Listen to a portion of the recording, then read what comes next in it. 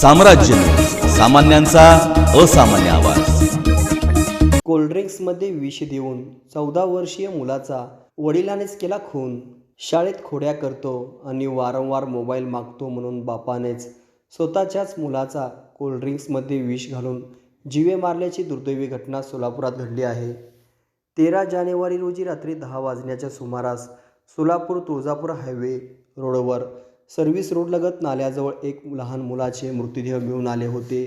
संबंधित माहिती मिळताच जोडभावी पेठ पोलिसांनी तात्काळ मुलाला सिव्हिल हॉस्पिटलमध्ये उपचारासाठी पाठवले असता त्याला डॉक्टरांनी उपचारापूर्वीच मृत घोषित केले होते।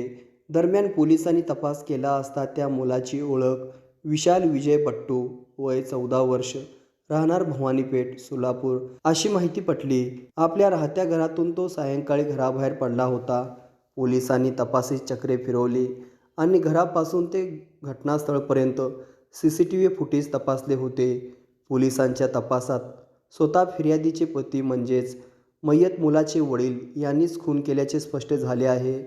यात मय्यत मुलाच्या वडिलांनी म्हणजेच आरोपीने दिलेली माहिती अशी की मुलगा विशाल हा शाळेत आणि शेजारील लोकांसोबत सतत खोड्या करायचा आणि त्याचे शाळेतील सततची तक्रारी, अभ्यास न करणे, घरात व शाळेत खोड्या करणे, सतत मोबाईल पाहणे याचा राग मनात धरून निर्मनुष्य ठिकाणी मोटरसायकलवर घेऊन जाऊन त्यास थम्सअपमध्ये सोडियम नायट्रेटची विषारी पावडर मिसळून मुलगा विशाल यास पाजून जीवे ठार मारल्याची बापाने कबुली दिली आहे।